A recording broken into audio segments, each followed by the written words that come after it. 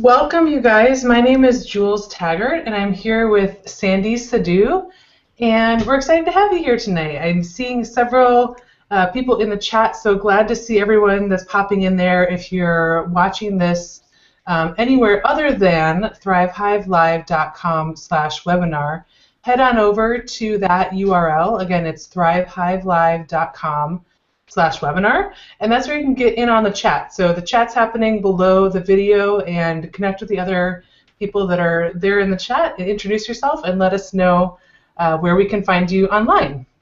So it's 6 o'clock my time. I'm on Pacific time. Sandy's on Eastern, so it's way late on the East Coast, and it's dinner time here on the West Coast. So we want to get started right away and make sure to use your time wisely tonight. So thanks again for joining us. Sandy and I are the founders of Thrive Hive, an online community for women entrepreneurs.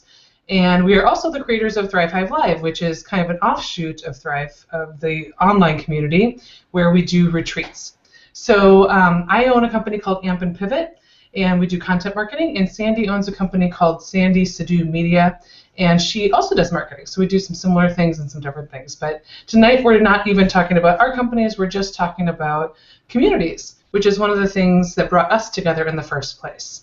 So I know we're going to get started in just a second, but in the meantime, I'm wondering if you could answer a question for me in the chat, just to make sure you can hear me and to make sure that you guys are live and kicking in there, because we want to make sure this is interactive. So what is your favorite community out there and why? We know you guys are part of a ton of different communities, collectively especially.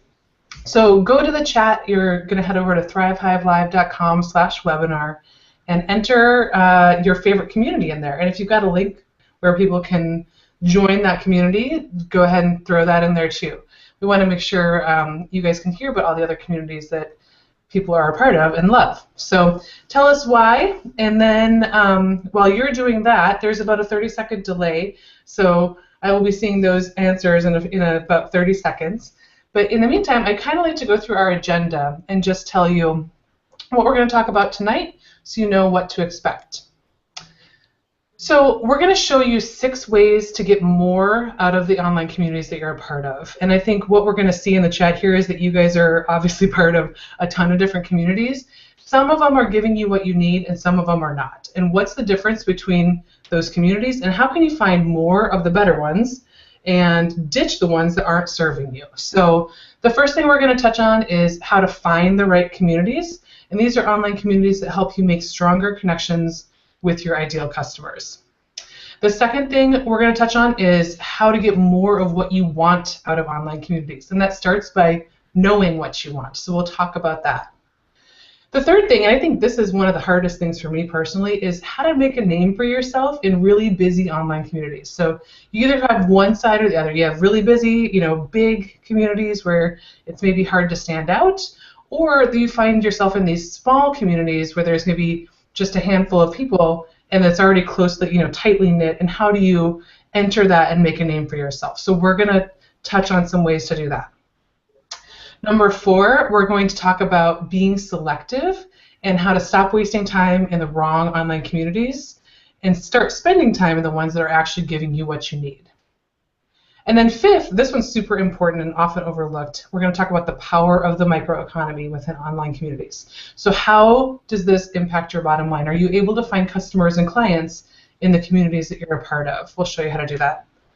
And then finally, why meeting up in person matters, and more importantly, how to make it happen when you are growing a virtual business. A lot of us are, most of our clients, or maybe half of our clients, are online. And so how do we grow a virtual business and still meet up with people in real life? So we'll touch on that at the end there too. And I'm seeing tons of activity in the chat, so thanks so much, you guys, for sharing your favorite communities, and hopefully you can check out each other's communities and join the ones that make the most sense for you after we go through this tonight.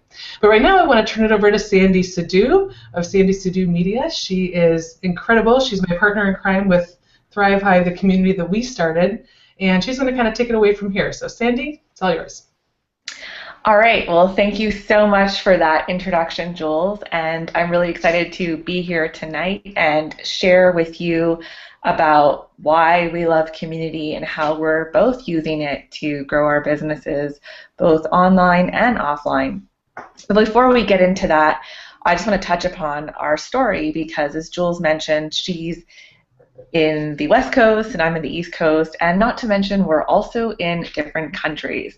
So you're probably wondering, how did that happen? How did two people who live in opposite coasts in different countries end up meeting online and doing all this stuff together? Well, it turns out Jules and I actually met in, I want to say it was mid-2012. We were actually both in another mastermind and in similar phases in our business. And what we had realized was that even though we were working solo and doing our own thing, we still liked, community and collaborating with people, but we weren't finding what we needed in a lot of the communities that we were part of. Either we found that once the courses ended, the community kind of dwindled and became less active, or we started to find a lot of communities where it was just all about promotion and just dropping your links, but not actually having meaningful conversations and connections. So what we decided to do was, since we couldn't find what we wanted, we decided to actually create it. So Jules and I had created Thrive Hive, which was it still is actually. So we launched that in late 2012, and it's an online community for women entrepreneurs. And we did all this while working in our own businesses and thousands of miles apart. So it's really cool to see how the community's grown and how we've been able to connect with so many amazing people, as well as build our businesses. And from what it looks like, just looking at the chat, there's a lot of different communities that you guys are a part of that you really love. I see Engineers Without Borders. I see Latina Startup Tour Facebook community. I see Hera Hub. I see a shout out for Thrive Hive. Awesome. So we're going to talk through examples that we've seen from our experience with Thrive Hive, as well as others, but these examples could apply to any community. So first things first, how do you find communities? I think we all can search Facebook, and we can all search Google Plus and all these other things, but how do you find the right community? And the very first thing you need to think about is, what type of people are you looking for? Are you looking to connect with other women entrepreneurs? Are you looking to connect with people that are in your industry? Maybe they're other graphic designers, if that's what you do. What kind of people are you looking to connect with? And figuring out who those people are is going to help you, obviously, when you're looking for the right community. And the second thing that I think is helpful is to ask people who you trust. So everyone in the chat has tossed in a community that they really love. So those are probably some good ones to check out if they sound like they're a good fit for your business. But I would also ask your colleagues, people that are, not necessarily maybe your competitors, but people that do have similar audiences to your audience. Ask those people for recommendations. So one person I see in the chat right now is Mary Wenzel. And Mary owns a company where she does a lot of writing for attorneys. And I do a lot of writing in my business. So Mary and I aren't competitors, but she and I have complementary businesses. So she's somebody that I could probably go to ask, what kind of communities do you love, and do you have any suggestions for me? So that's the second thing that you can do. And the third thing is keyword research. And this is, I'm going to turn it over to Sandy because she's more of the keyword research expert here, and she can kind of talk about that.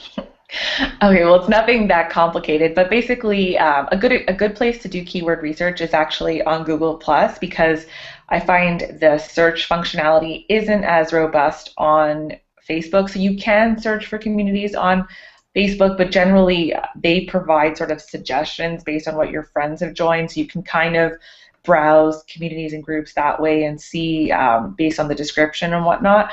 But on Google Plus, yes, there are people who are on Google Plus, believe it or not, and the communities are very active. You can just go to the communities tab, which is on the left-hand side when you log into your profile, and based on that, you can type in different words. So if you're looking for women entrepreneurs or social media, you could type that in and it'll bring in some recommended communities based on your search terms. And from there, you'll see it'll list them based on the number of members and how active it is. So then you can use that as your decision whether you want to take it further and actually join. So what we find with Thrive Hive, which is the community that we started, is that people come to us for one of these two reasons. They either found us through a friend or someone who recommended Thrive Hive, or they did a little searching and they searched for women entrepreneurs or women business owners or something like that and came across us. So you can use these same tricks to find really great communities too. And the last thing that I would say about finding the right community is think about people first and community second. Now, I know we just talked about keyword research, and you're going to use keywords to search for the communities that you're looking for, and that's a really good way to start. But then take it one step further and peruse the people that are in the group. A lot of times with Facebook groups, as long as they're not secret, and same thing with Google groups, you can kind of take a look at the people that are in the groups, go look at their profiles, see what they do for a living, see if they are the right fit for you. And you can also ask the group facilitator. Now, some group facilitators are not going to answer your request, and those are probably not the groups for you, honestly. I mean, if you've got a facilitator that's not willing to respond to you about what kind of people are in the group or what the vibe is like or what the rules are like, then maybe that's not the group for you. But most group facilitators are going to respond to you. So reach out to the facilitator and see if you can ask some more specific questions. And one of my favorite questions is, why do current members love it? So, and you guys, I love what you guys are putting in the chat about why you love these communities. Such great testimonials. So a good group facilitator, community facilitator, will know why the members love it. And I think that's something that if you ask, you can get a good sense of if this group is for you and if you'll love it too.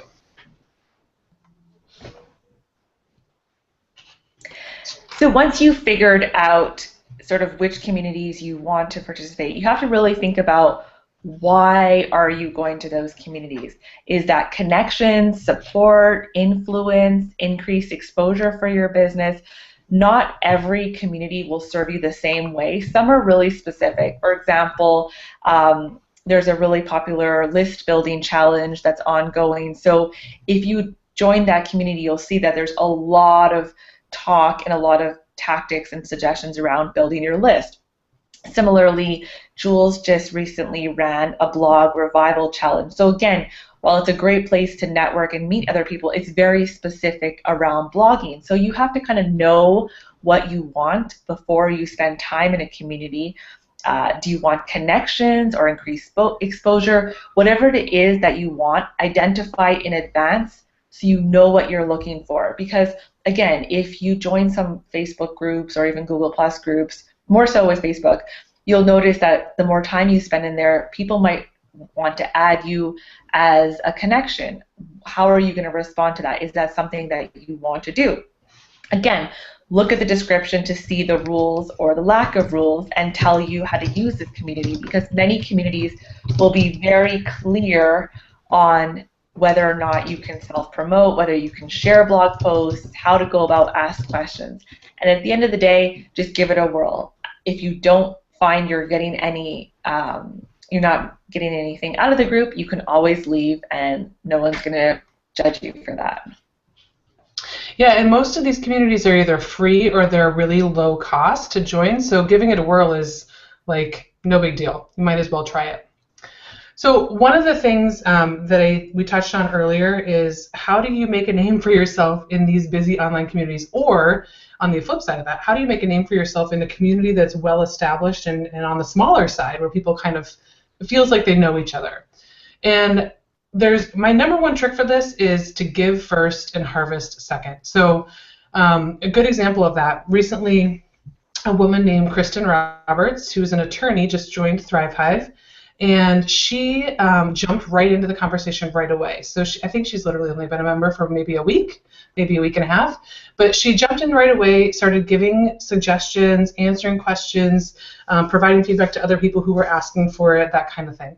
So even though she's fairly new, she's already started sort of making a name for herself by giving first. And she's not asking for anything.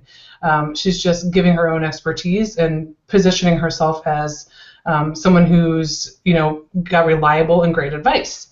And on the other side of that is, giving first, yes. And another way to make a name for yourself, I think, is to ask for advice. So I just recently joined a community of moms here in San Diego, and I'm not a mom yet, but I'm on my way to being a mom. And so I asked for advice on what are the best meals to prep for new moms, because I'm not a mom yet, so I don't know what you're supposed to give to new moms after they get out of the hospital, like what's easy to eat with one hand, So I got tons of advice and ideas from the other women in this group by asking that question. I had not yet introduced myself or done anything else in this group, so I was really new to the group. And the group is huge. There's like 1,500 people in it. So I was asking for advice, I got people to interact with me, and I was able to connect personally with quite a few other people within the community just by asking for advice. So you can either give or you could ask for advice. What you shouldn't do to make a name for yourself, unless you want to make a name for yourself, as Inc. magazine just recently came out with an article called Assholes, people who ask for something right when they join a community. And so you don't want to obviously become an asshole. So don't ask for someone to buy your stuff or to, do you a favor or any of that stuff right away. You want to give first. That's the key. So how do you stop wasting time in the wrong online communities and find one that gives you exactly what you need?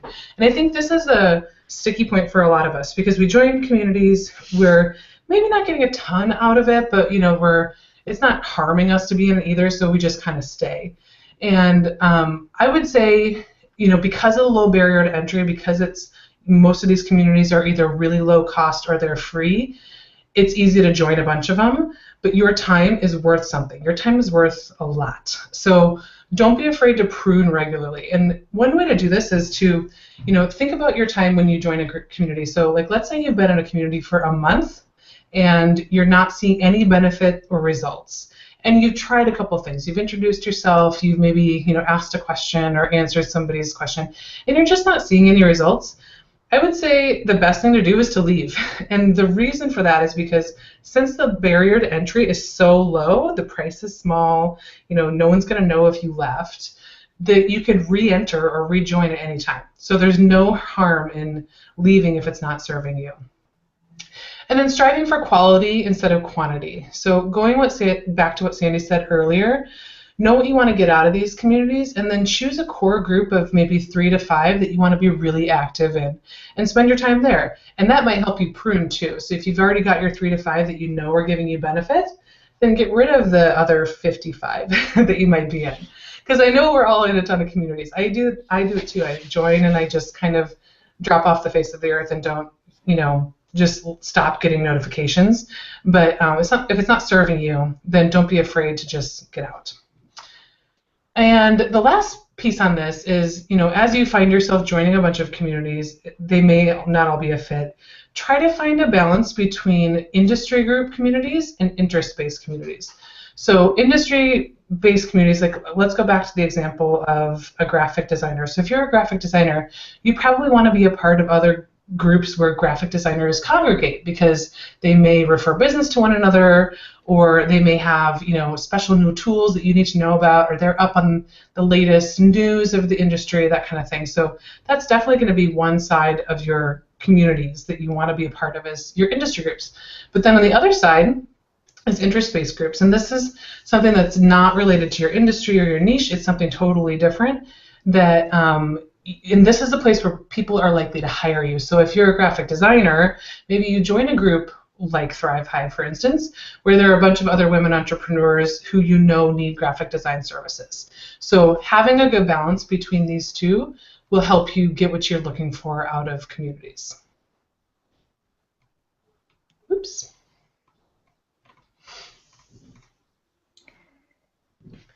All right, so the power of the microeconomy. So this is another great sort of aspect of online communities, and you kind of see this crop up over time. It's not usually there like right when you join a community or when a community is new, but over time the know, like, trust factor is built, and you see this. People start going to their community to look for referrals and people to hire and for recommendations.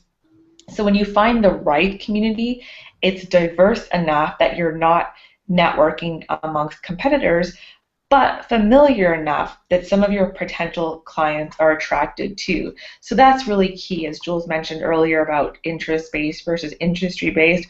Look for diversity. So don't just stick to, if you're a social media marketer, don't just stick to social media groups, because again, you're going to be one of many, whereas if you go to a more general entrepreneurship group or you go somewhere completely different, you will be one of few and you'll get to be known a lot faster.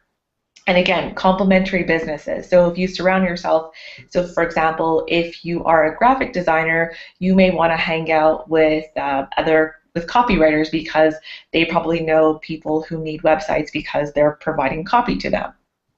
So get known, as we talked about, the ask, not being an asshole. Sorry, I lost my train of thought.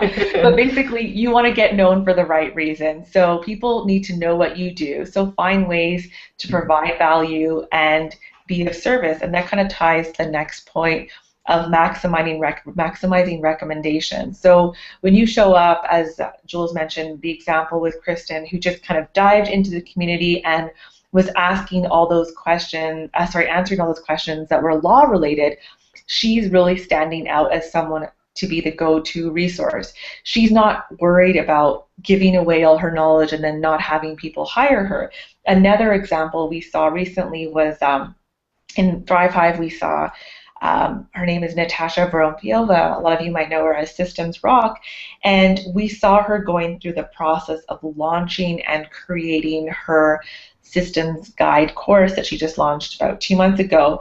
And not only did people sign up because of the microeconomy, she still continues to be generous with her expertise. So it's not like she's just saying, okay, go look at my course, it's there. She's providing value because she's shown up in the community as the go-to resource for systems. She's the systems expert. And the last point that we want to touch on tonight is meeting up in person. And I know most of you, and definitely Sandy and I, serve people online. So we're building virtual businesses. So how do you meet up in person when you're creating a virtual business? That gets a little sticky. So just to kind of give you an example, Sandy and I, like she said earlier when she was telling you how we started Thrive Hive, we hadn't met in person until 6 months after Thrive Hive was rolling. So it was last June sometime. She and I met up in person finally in LA. And then from there, we met up again at World Domination Summit in July in Portland, which was incredible. And then during World Domination Summit, we decided, you know what, meeting up in person is too much fun. How do we figure out how to make this a possibility for more women entrepreneurs? And so we started a program called Thrive Hive Live, which is a live retreat weekend. So we have intimate retreats. There's like 20 people total. And we've had one in Palm Springs, we've had one in Miami, and our next one is coming up in San Diego in October. And so meeting up in person is something that I think, it gets shoved under the rug because it's expensive, number one. It can be time consuming. And I think for a lot of online entrepreneurs, myself included, big, huge groups are not necessarily what you want. Like, a conference with 2,000 people can be overwhelming. So how do you find what you're looking for in-person networking opportunities and taking those online relationships and moving them offline? So especially with Thrive Hive Live, what we found was all these people had contacted each other and been in touch and giving each other advice for months in a Facebook community and in a Google group. And so when we met in person, it was like an extension of a relationship that was already there. So I think if there are ways for you to take the groups that you're in and the groups that you love and have mentioned in the chat tonight and meet up with people in person, it's one of the coolest things you can do for your business. And one way that I see people do this often, and I've done this too, is to, when you travel, ask who's there. So if you have a favorite group that you're in online and you're going to be in Michigan this summer sometime, write a little note in the group and just say, hey, I'm going to be in Michigan in July. I was just wondering if anybody wants to meet up for coffee. Or, is anybody going to World Domination Summit that happens to be in July too. So is anybody going to be at World Domination Summit in July? Let's meet up for drinks or something. So when you travel, seeing who else is around. And also, obviously there are people in your local area too. I do a meet up with a brunch crew here in San Diego once a month. It's just a bunch of women entrepreneurs, and we meet up for brunch. And we're part of a Facebook community, but the real magic happens when we get together in person. So identifying the types of events you like is probably the first thing you should do. So if you love local networking, do local networking. Look at meetup groups and that kind of thing. If you like a weekend retreat where you can really get to know people and spend time, then that's what you're looking for. If you love big, huge conferences with 2,000 people and big name speakers, then make that your priority. But try to get to one, event where you're meeting your tribe once a year. And take a look. Do you like small events versus big events? Do you like something that's educational or more fun? Pretty much anything in between. Those are you've got a lot of options to choose from, but turn some of those handshakes into hugs by meeting people in real life. And that it happens all the time. Sandy actually just met up. She was traveling with her husband in Hawaii, and she met up with a member of Thrive Hive that lives there. Her name's Kay. And so, they were able to meet in person when it's not likely that they would maybe meet in person at another event.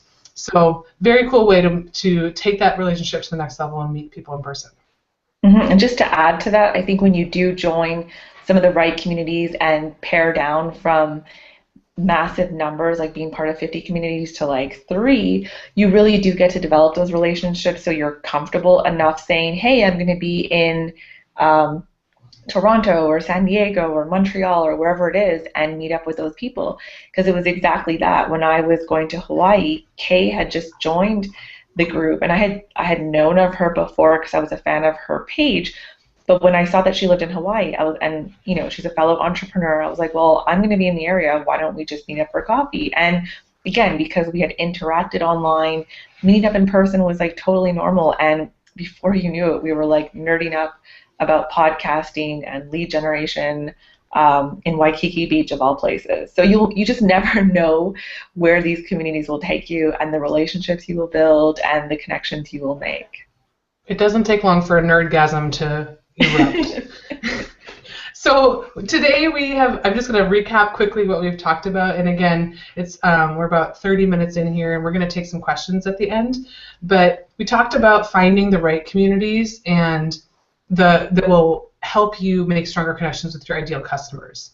We also touched on knowing what you want so you can get what you want out of these communities, and how to make a name for yourself in both big communities and small, and how to get rid of and ditch the communities that are not working for you so you can spend more time and energy in the ones that really do. How to make money from communities. How do you connect with your customers and actually turn those conversations into dollars? And then lastly, why it's so important to meet up in real life as often as you can. So those are the 6 ways that you can get more out of the communities that you are a part of right now. And I think I'm going to turn it over to Sandy now for Q&A, right? Or am I skipping something here? Well, actually, we did have something to share with everyone who's attending live tonight. So we've talked a little bit about Thrive Hive. So we are offering a special on the annual Thrive Hive membership. So if you're curious to know a little bit about Thrive Hive and what it's all about, well, we do have a very active Facebook group which has members that are pretty, I would say, worldwide, right, Jules? Yeah. And we have a Google group where you can get your content shared and spread, so you can do that weekly. We do hangouts similar to this where we bring in an expert or even an expert from the group.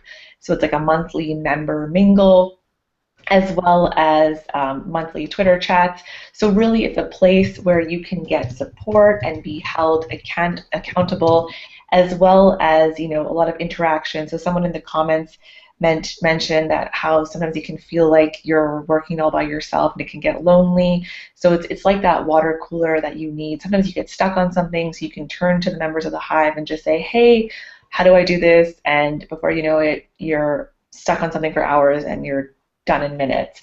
So really, it's an awesome place. We love it, and we want to see more of you benefit from this type of community. We do have one monthly membership to give away.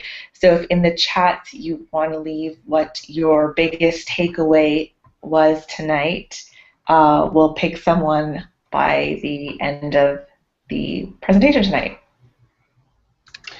So as you guys are also putting in your biggest takeaway, pop some of your questions in the chat. What kind of questions do you have for us? What can we answer for you as far as either joining the right communities, or if you're in the process of starting your own community, which I think is an awesome way to go as you build your own tribe and audience, then questions about that, we're happy to answer those too. So we'll take a look at the chat here and answer some of those.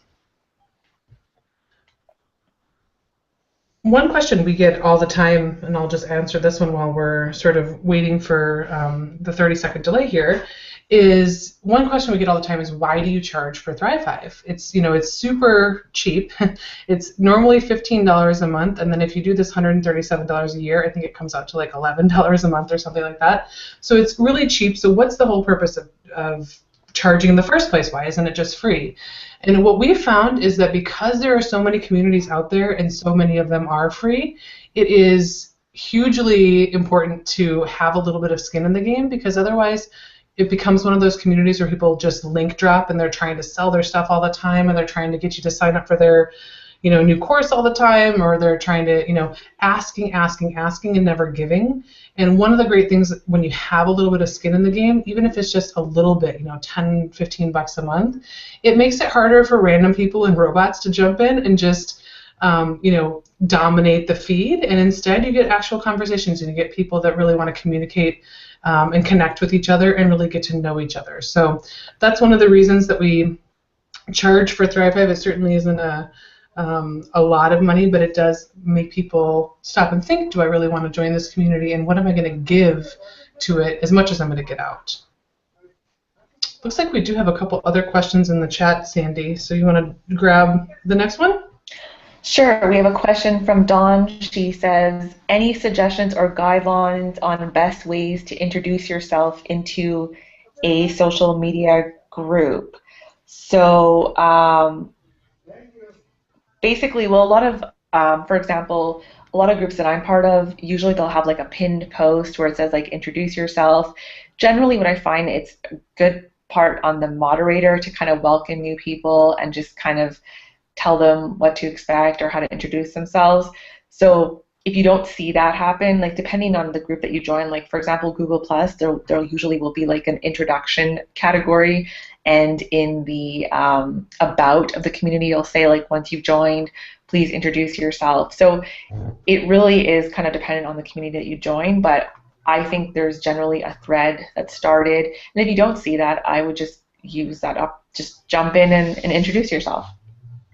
I always like to also say a little something that's perfect, or about my work or what I do, and then a little something that's personal, because I think it's fun for people to get to know you outside of the fact that you're a a copywriter or a mountain climber or whatever, a garbage man. So knowing what you like to do outside of that, and then also it's a perfect opportunity to have one call to action. The biggest mistake I see people make with introducing themselves in communities is they give 45 links to all their social media profiles. They ask for people to sign up for their email list. They're asking them to buy products, and you're like, wait a minute, we just met you. So I would say one call to action, and oftentimes that's to either check out your website, or maybe to connect with you on social media on another platform that you're not already on. So maybe if you prefer to connect with people via Twitter instead of becoming Facebook friends, then share that link.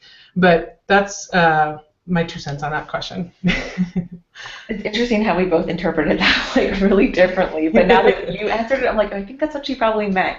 I see another question from Mary. Do you have issues with confidentiality on Facebook and Google Plus versus hosting a community on your own website? So when Jules and I started Thrive Hive, we talked about that, like, oh, should we build a separate site and go the whole membership route? And we really decided to keep it minimal viable product and go with what our target market was already using, because personally we'd seen our own resistance with having to log into a separate place to go and interact when we know everybody is already on Facebook. At least this was the case late 2012, and nothing's really changed for our demographic right as of today. So to answer the confidentiality, I mean, I think people share what they feel comfortable with sharing. I know there's privacy aspects to consider when you're on Facebook, but in our case, our group is a closed group, so you can only see the content if you are a member of the group, so it's not visible and searchable by people who are outside of the group. So that was kind of our reasoning. And you can do the same thing with Google Plus. You can set it up as a private group that the content is only shared with those that are part of the group. Anything to add to that, Jules? Yeah, and I read this one a little differently too. So maybe, I don't know, Mary, if this was what you were asking, but as far as connecting with people, confidentiality with regard to like personally connecting with people on Facebook as a Facebook friend or a Google Plus, circle member or whatever they're called. I would say set your policy early. So if you decide that you're going to go into groups and you're okay with people connecting with you personally, this is especially true if you're the moderator, and the bigger the group gets, the more you want to think about that in advance. But if you're okay with that, then go with it. And for me, there's nothing I'm going to put on Facebook that I don't think is already public knowledge anyway. So if somebody is in a community, one of the communities that I run, and they want to connect with me personally, I will absolutely do that. But I think each person needs to kind of figure that out for themselves, and I would say don't do it for some and not others. I think that's a hard thing when you've got like half the people in your group that are your personal connections and half the people that aren't. So I see another question. Erica says, does subscribing to someone's email list mean you're in their community? Well, I would say yes and no. I mean, there's levels of how engaged you are. I mean, if you're just passively reading their content and never really like engaging, because email is sort of one directional, like they're kind of sending you the email, you'd have to reply back, unless you're really going to their Facebook page or going to their Google Plus page and spending time hanging out there. I don't know that you're totally like in their community. What would you say to that, Jules? Yeah, I mean, I would say it depends on how you define community. There was another question in here too, on I can't remember, the chat's moving kind of fast, sorry guys, but it said something like, how do you know when someone's in your community? And I would say, how do you define community? So if, for Thrive Hive, for instance, someone is in the community when they join. And, they're a member of the community when they join the community and introduce themselves. That's pretty much all it takes. But if you don't have a private community and you're just thinking more about your email list, or maybe even your number of Twitter followers or that type of thing, that can be a community too. It just depends on how you define it. And for me, it's anywhere where I can make personal connection with someone. So whether that's a community that I run or a community that I'm a part of that someone else is running, I want to be able to make personal connections. Otherwise, to me, it's just I'm on a list somewhere. So hope that answers your question. Another question from Mariana. What is the best way to have people to join your community? So You want to take that one, Jules? Sure. Well, I think it depends on a couple of things. We were just talking about, it depends on how you define community. But if this is a business community that you're starting and you want people to be able to connect with people over and over again, I would say start something where people have to opt into, and whether that's maybe a Facebook group or maybe it's a Google Plus group. Or maybe it's even just a Google Plus circle where they get your notifications via email. That's another way to create a community. Or your email list. Any way where you can get in touch with people when you want to, instead of hoping that they land on your Facebook page or something. I would say that would be the choice. And it really just depends on how you want to grow your audience. If you know that email marketing works for you and helps you grow your business, then I would say focus on your email list. And if you know that having a place where you can communicate with people and have a conversation and kind of an open dialogue, if that is what is going to help you grow your business, then start a Facebook or Google Plus community. What about you, Sandy? Yeah, I would say the same thing. I mean, I think it really depends. Like, people need to hear about it and see it and have it in multiple places. So whether that's a pop-up on your website, a call to action on the sidebar, mentioning it on your, in your tweets or in your Twitter profile, possibly having it as a autoresponder series. So, for example, if someone signs up to your website, you mention it in the email they receive. So I think you really just have to kind of put it out there in multiple ways, because you'd be surprised. I think this came up in the chat. Like, there's so much, we're inundated with so much information, so many emails, and you think you've put it out there a lot, and then you still have someone who says, I didn't know you were having a webinar tonight, and you're like, what? I'm pretty sure I've yelled about it from the rooftops. But again, we know that not everything's seen by everyone, so sprinkling it in, scheduling some tweets about it, I think, throughout your week could definitely help you get more visibility and getting more people involved. We have a couple more here. Andrea is asking, how do you transition a community that's from a specific timed program? She's been in some of those communities, and then they die once the program is over. I have noticed the same thing, and I've facilitated groups that are the same way. Once the program is over, the community kind of dies. And I would say it's really up to the facilitator to keep it going. If you love the community and you're not the facilitator, like let's say you took someone's program and their community was awesome during the program, and then 6 weeks are over, 12 weeks are over, however long the program was, and now it's total ghost town, maybe it's your chance to say, hey, does anybody want to continue talking? If so, I started this group over here, and start your own group, because then you're the one that's kind of responsible for at least initiating conversation. I mean, you don't have to be the one talking all the time, but at least keeping people kind of connected and informed. Sandy, what about you? Yeah, I would add, I've seen what some people do. Maybe I'd have to check to see if they had a specific community associated with the course, but I've seen people have like communities for clients of. So if you've worked with that particular person, then you're like in a Facebook group with all the other people that they've worked with. So maybe if you're the person who's a facilitator and you're like, oh man, I've now started 4 different groups because I started these people at different times in the course, but now you've decided that you no longer really want to offer the course, or in that way, you might decide to kind of create a general group. And these are all just people who you've worked with in some capacity, and they can still network together. That might be an option.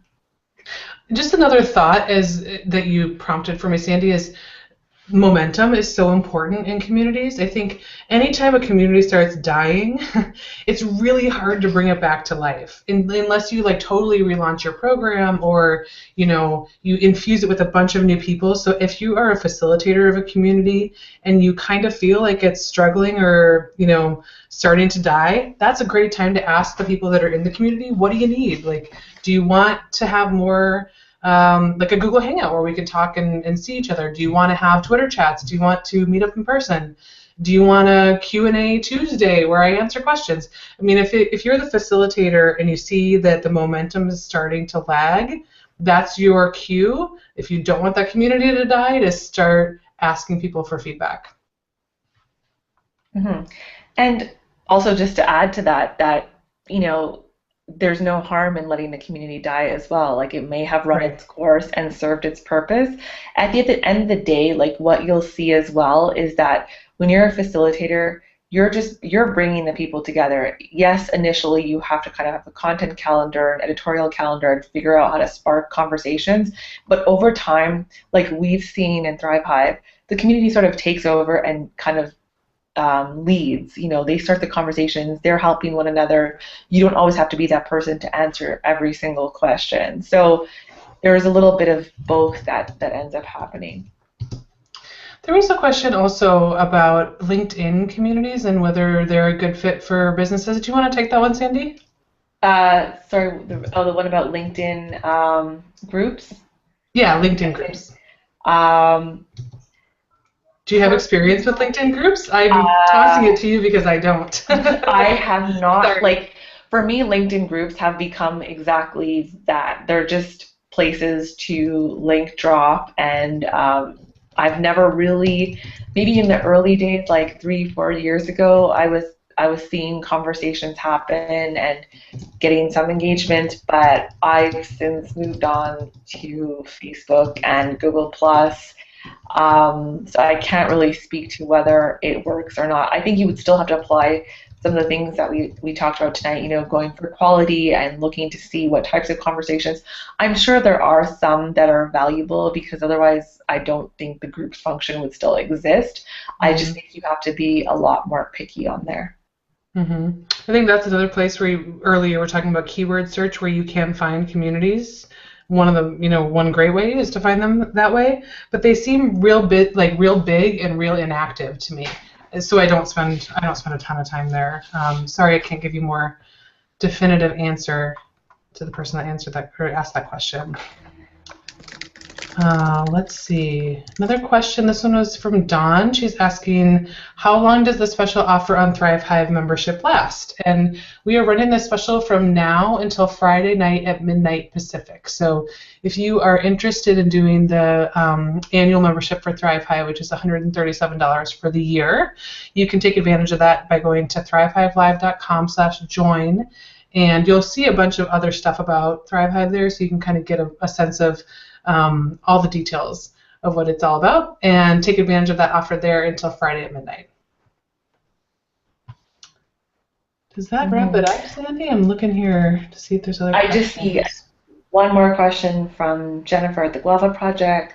She said, what's a good way to start a private community for a program you're just launching and you don't want a lot of crickets because it's a small group?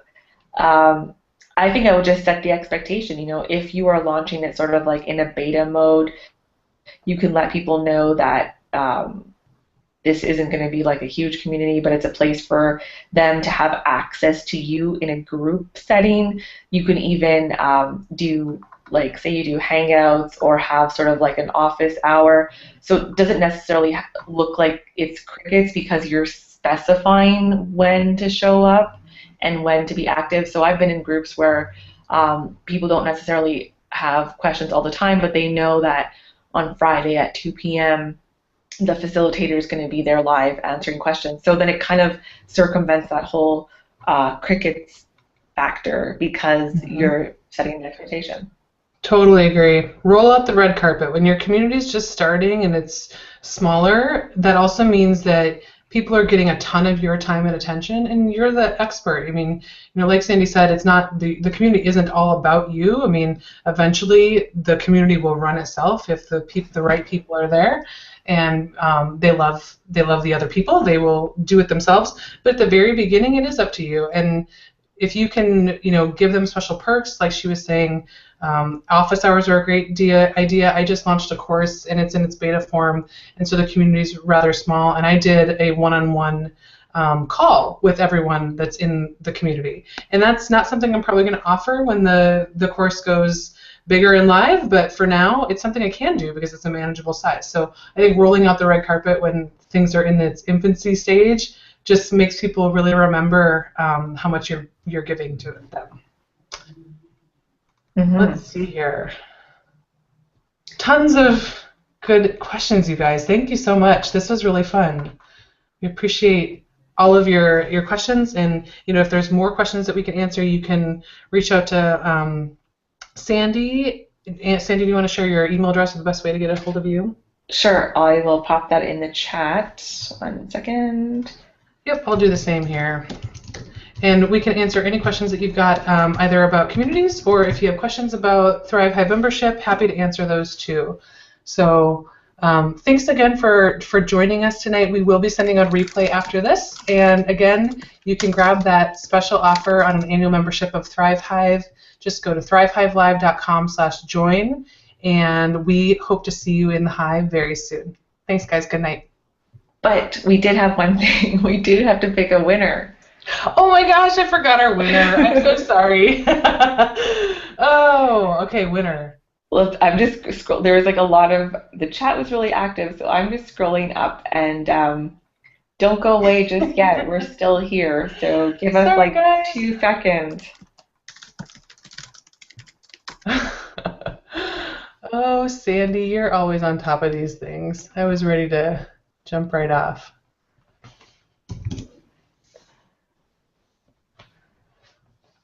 All right, so Jules, you want to announce our winner? Yeah, so our winner is Jennifer from the Guava Project. So Jennifer, reach out to me. My email address is in the chat, and we will get in touch with you and make sure you are hooked up for your free month of Thrive Hive so you can check it out and meet the other fabulous women in that group. So now I think we're done. So I'm really sorry for cutting things off earlier, but again, thanks so much for spending time with us tonight. We hope you have an awesome night. And if you guys have any questions, again, just reach out to us. We'll be happy to answer them. Thanks, everyone.